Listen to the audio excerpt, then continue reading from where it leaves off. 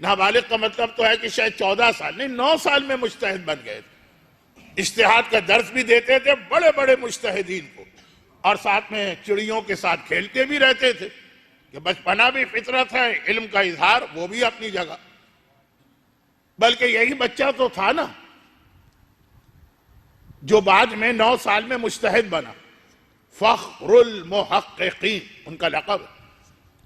یہی تو تھے نا کہ جب یہ 4 سال 4 مہینے اور 4 دن کے ہوئے، آپ کو یاد آ گیا ہوگا کہ اس سے مراد کیا؟ مستحبات میں سے ہے کہ جب بچہ 4 سال 4 مہینے اور 4 دن کا ہو تو اس کی بسم اللہ کرو،